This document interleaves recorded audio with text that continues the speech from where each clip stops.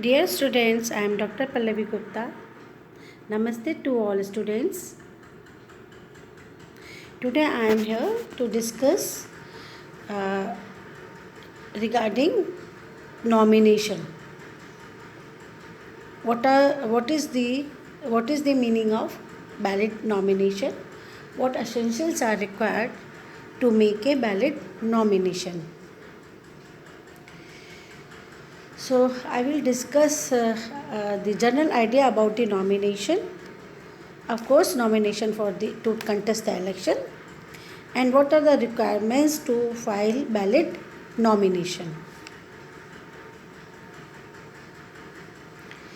Yes, the general idea about the nomination. As the whole process of election is divided into four phases. For example, number 1, nomination of the candidate, campaigning, polling, counting of the votes, and declaration of result.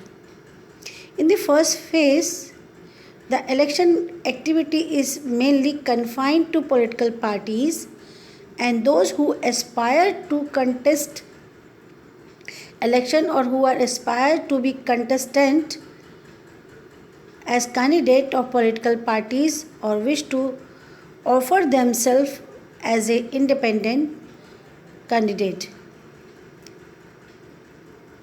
So the nomination is the one step of the process for the election.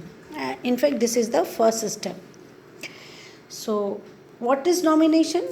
Nomination is the process of formally offering oneself as a candidate for any elective post, for any elective office. It goes beyond saying that person must be qualified and must not be disqualified under the constitution and the law for such candidature.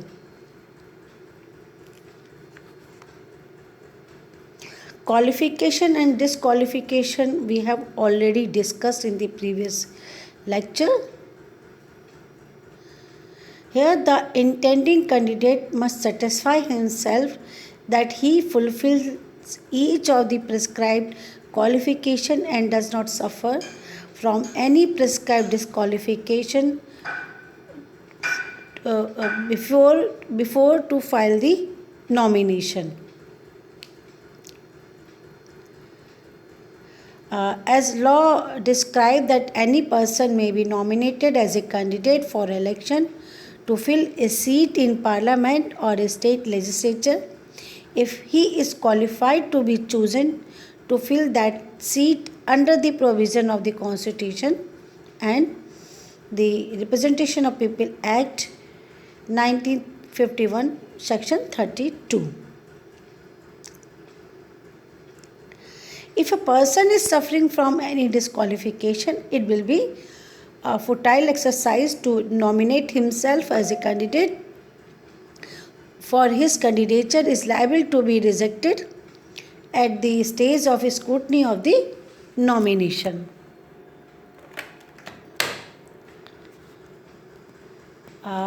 In fact, law prescribe or provides for a total period of 8 days for filing nomination, starting from the date on which the notification calling the election is issued and the last date prescribed for making nomination. Both dates are inclusive. However, no nomination can be filed on any intervening public holiday during this period of 8 days. The law also prescribes certain procedural requirements and formalities which must be duly complied with, failing which the candidate will run the risk of being excluded from the electoral race at the starting point itself. So the question comes, can Indian citizen living abroad be eligible to contest election? So here it is worth noting that Indian citizen living abroad and registered as overseas electors as are also eligible to contest election to parliament and state legislature if otherwise qualified and non disqualified under the constitution and the law. However, they have to follow the same procedural requirement for filing their nomination as are to be observed by the candidate living in India, and we will already explain all this procedure in the next slide. Now, the requirements to file ballot nomination. In fact, there are 10 requirements. Broadly, there are 10 requirements to file a ballot nomination. Those are, we can say that, of course, the candidate, as per article, not article, as per section 32, the candidate must be qualified and must not be disqualified under the constitution and the law on the date fixed for the scrutiny of the nomination. These requirements are in order to make a valid nomination. His nomination paper does not suffer from any defects at the time of scrutiny. The requirement which must be borne in the mind and strictly observed are as follows.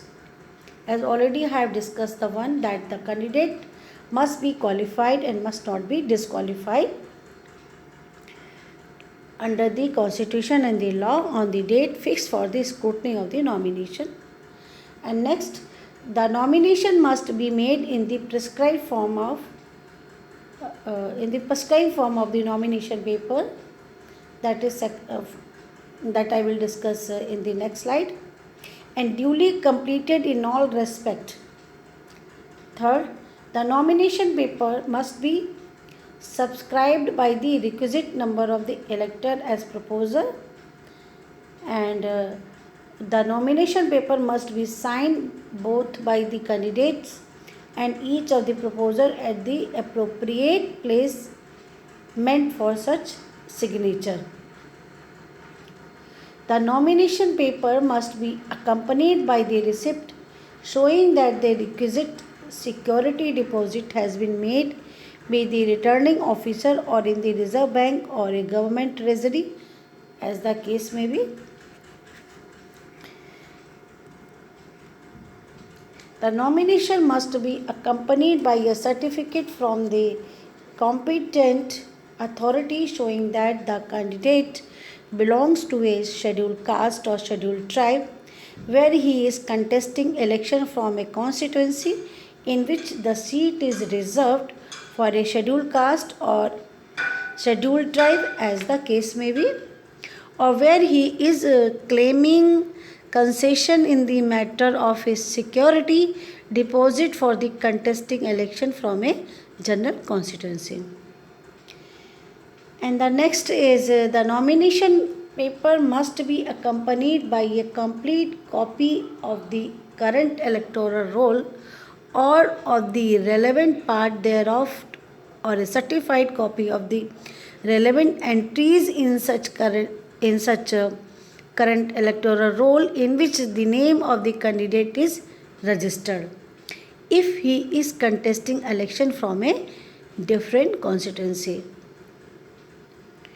The nomination paper must be accompanied by a certificate from the Election Commission in the terms of Section 9 of the RP Act 1951 if the candidate was dismissed from the government service and 5 years have not elapsed since the date of his dismissal.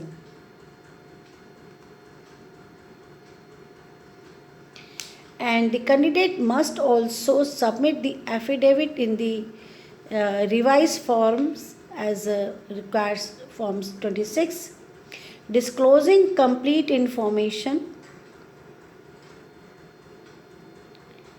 without leaving any blank column with regard to his conviction and pending criminal cases, if any, and also his assets and liabilities, along with the assets of his spouse, dependents, and educational qualification.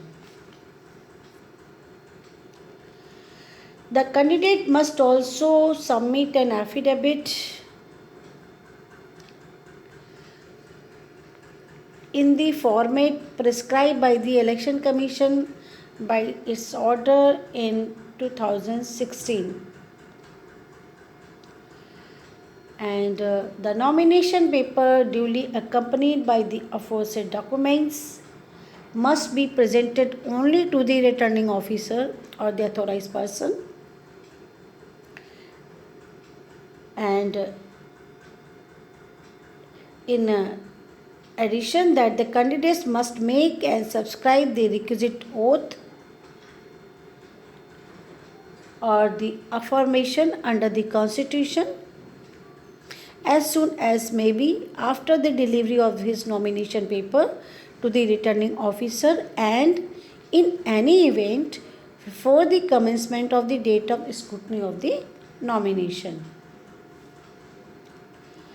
Further, if a candidate claims to have been set up by a recognized political party, he must ensure that the written intimation from the party in the forms prescribed for the purpose reaches the returning officer in time on the last date for making nomination. If the candidate has taken care to ensure compliance with each of the above mentioned requirements, he can be reasonably sure of his nomination being accepted at the time of scrutiny of the nomination and his sailing through successfully through during the first phase of the electoral process. So these are the requirements to make a ballot nomination paper. Now, in addition to that, I would like to discuss how this nomination paper shall be presented. In fact, this is the part of a valid nomination, right? And so here, regarding the presentation of the nomination paper, as you know, section 33 subclause 1 is saying nomination paper shall be signed.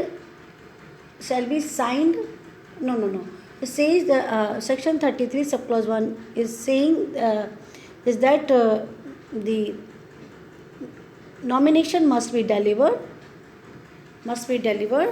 to the returning officer or by any authorized officer or authorized representative to the returning officer or any returning officer.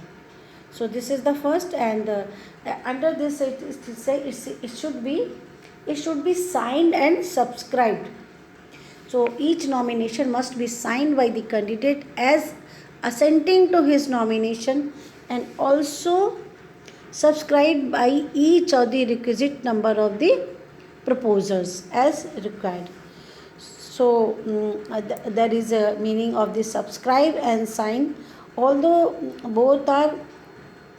the meaning of both are same, but the subscribe means is a kind of declaration and then putting a signature, and the sign means in the prescribed place it has to be signed. So who can present a nomination paper? A nomination paper shall be presented or we can say can be presented by a candidate to fill a seat if he is qualified to be chosen to fill the seat as per the provision of the Constitution and the Representation of People Act. And then declaration as to age of the being elector. A candidate must state his correct age in his nomination paper so as to satisfy the returning officer that he fulfills the age qualification for the election. However, the inadvertent mistake of stating the wrong age in the nomination paper may not be considered as defect of substantial character if the age so stated is more than the minimum qualifying as. Yet it was happened in the case of Charan Chaudhary Singh and Manmohan Singh, the then Prime Minister, when he filed their nomination paper. And thus the declaration as to scheduled caste or scheduled tribe. If a candidate belongs to any scheduled caste or scheduled tribe and he is contesting an election from a constituency in which the seat is reserved for such caste or tribe, he shall not be deemed to be qualified to be chosen to fill that seat unless his nomination paper contains a declaration by him specifying the particular caste or tribe of which he is a member. This is the requirement under section 33 subclause 2 of RP Act 1951. In that declaration, he also must state the area in relation to which what caste or tribe is a scheduled tribe or scheduled tribe of that state concerned.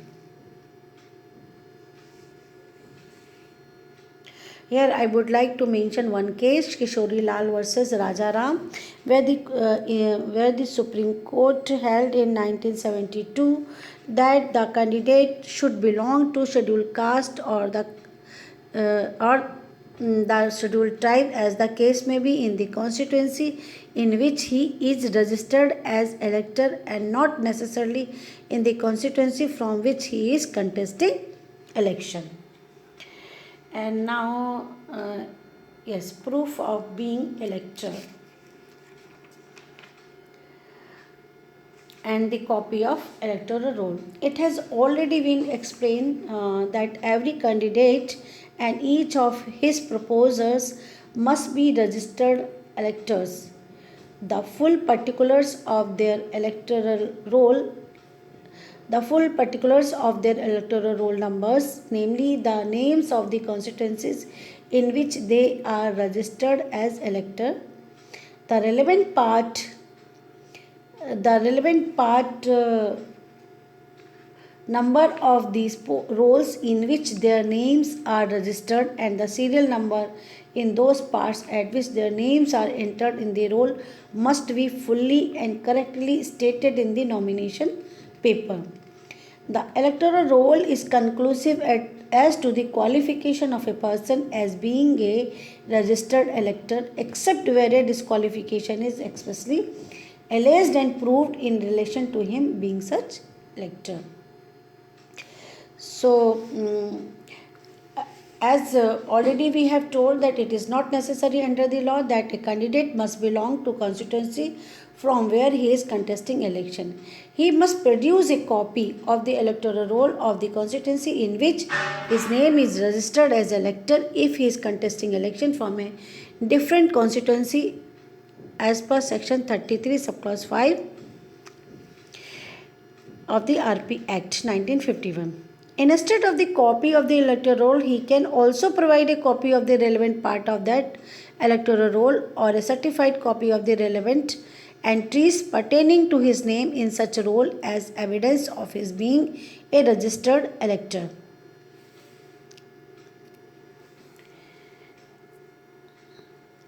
Production of the certificate from electoral commission by the candidate dismissed from the government service under the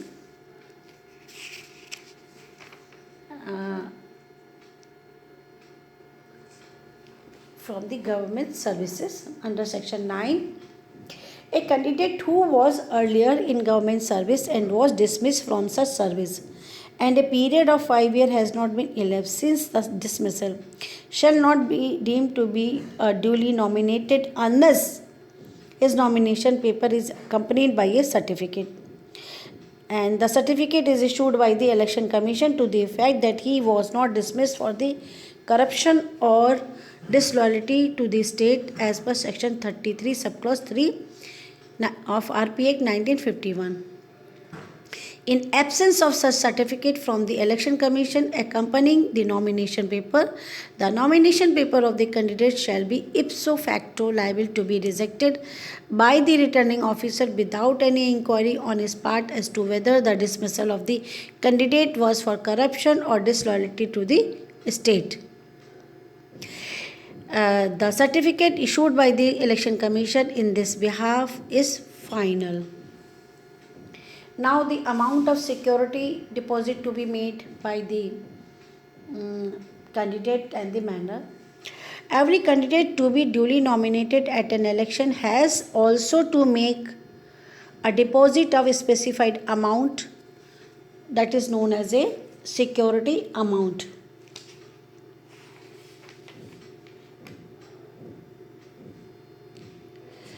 And this is the requirement under section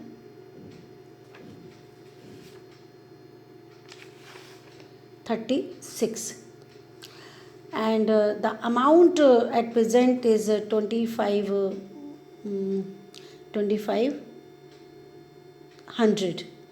Here I would like to to read not 36, it's section 34. Yes. A candidate shall not be deemed to be duly nominated for the election from a constituency unless he deposit or cause to be deposited in case of an election from a parliamentary constituencies a sum of 25,000 rupees, or where the candidate is a member of scheduled caste or scheduled tribe a sum of 12,500 rupees has to be deposited. In case of a election from an assembly or a council constituency, a sum of 10,000 rupees, or where the candidate is a member of scheduled caste or scheduled tribe, a sum of 5,000 rupees has to be deposited. Here it is provided that where candidate has been nominated by more than one nomination paper for election in the same constituency, not more than one deposit shall be required. Means he has to deposit the security once only. Any sum which is required to be deposit has to be deposit. It can be deposit by cash, or it can be deposit by the candidate in the RBI or government treasury, and before and they have to affix a receipt of the same with the nomination paper, and it has to be delivered to the returning officer. Right of information of the elector as per section 33 subclause A.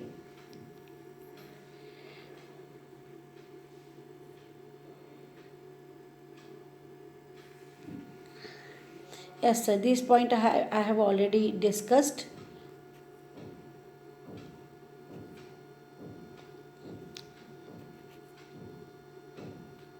Yes, this point I have already discussed. Now, right to information of the elector. So here a candidate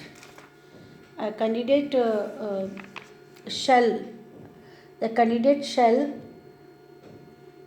furnish in his nomination paper some information when he is submitting his nomination paper, as that whether he is accused of any offence punishable with imprisonment of 2 years as or more in a pending case in which a charge has been framed by the court of competent jurisdiction.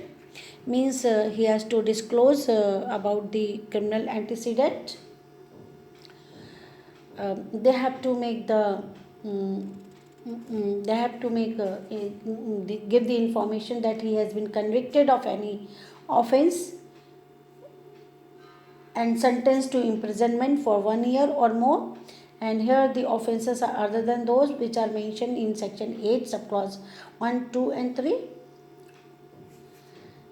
And the candidate shall also deliver affidavit sworn by the candidate in prescribed form verifying the information which are mentioned in section 33A subclause 1.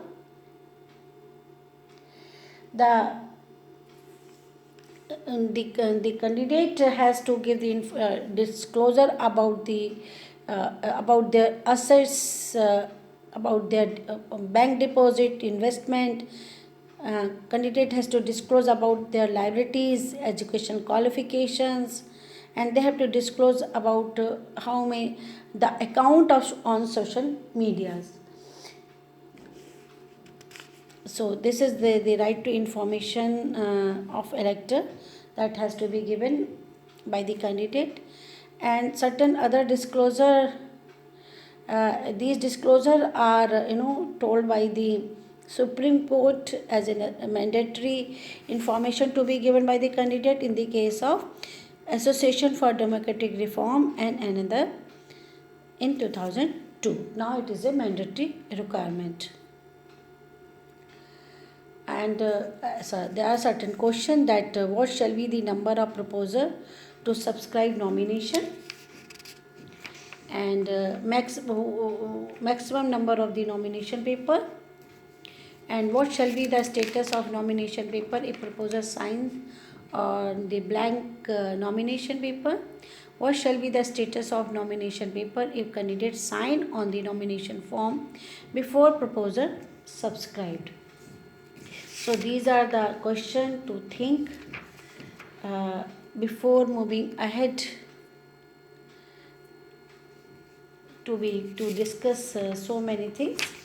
So here again I can mention that this means what to say, this question answer may be given like that.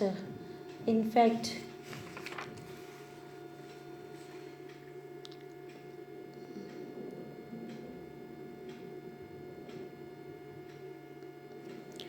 yes, here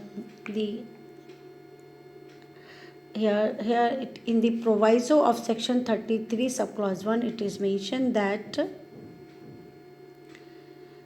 when a candidate is not set up by the recognized political party, his nomination paper is subscribed by 10. His nomination paper is need to subscribed by 10 proposer being elector of the constituencies. It is also provided that in case of a local authorities, constituencies, graduate constituency or teacher constituency, an elector of the constituencies as proposer shall be construed as a reference to 10% of the elector to the constituencies or 10 such elector whichever is less as proposed. And for the election to the Legislative Assembly of the Sikkim, the nomination paper to be delivered to the returning officer in the prescribed manner. For example, the manner manner is mentioned in the section 33 subclause 1A. It is saying that the nomination paper shall be subscribed by the candidate as assenting to the nomination, and in case of a seat reserved for Sikkim, for Sikkimese or Bhutia, Lapcha origin, also by at least 20 elector of the constituencies as proposer and 20 elector of the constituencies as seconder. Means in case of the nomination paper to be filed by the candidate in the Legislative Assembly of Sikkimese and Sikkimese of Bhutia Lepcha, it has to be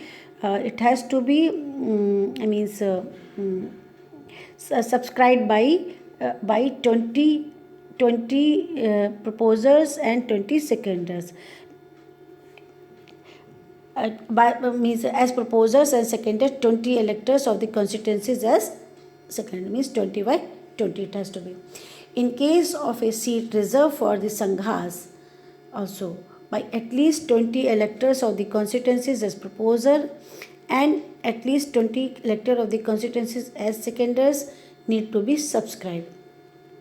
In the case of a seat reserved for the Sikkimis of Nepali origin, it has to be subscribed an elector by an elector of the constituencies as proposer.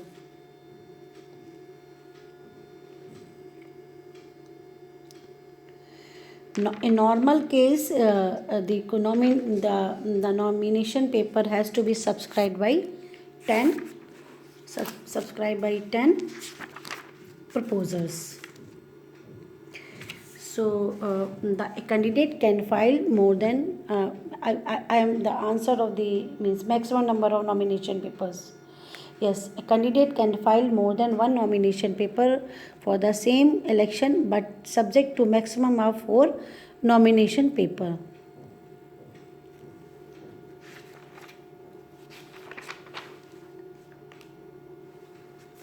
Yes, and candidates signing before the proposers sign. What happened when the candidates signed before? The Supreme Court held in Shiv Kripal Singh versus Bibi Giri that there cannot be any objection under the law to the candidate signing the nomination paper before the proposer or seconder has subscribed to his nomination by signing on that nomination papers. And signing the proposer signing on a blank nomination paper,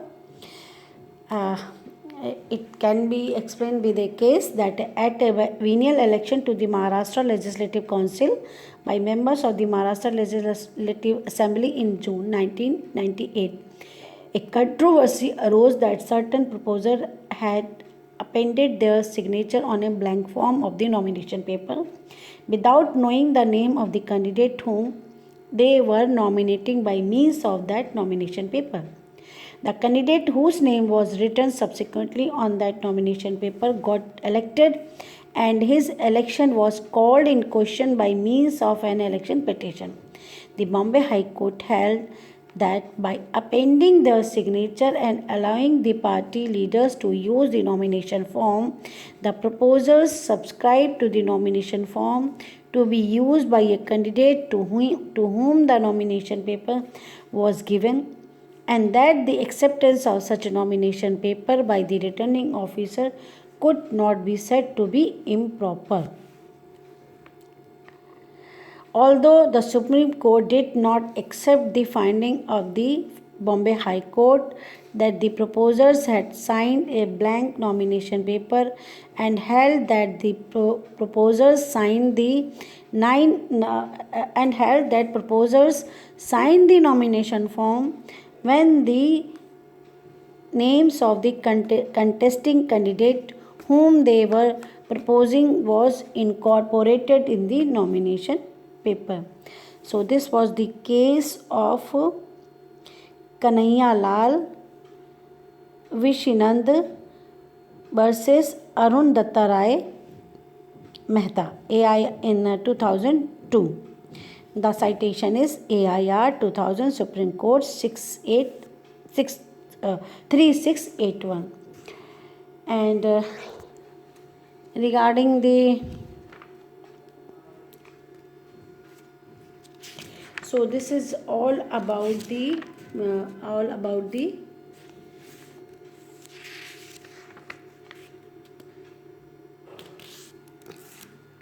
here I would like to say that I have covered almost all the points to make a valid nomination paper in this lecture.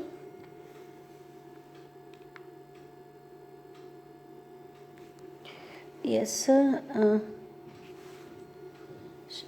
33 subclause 1 point is left.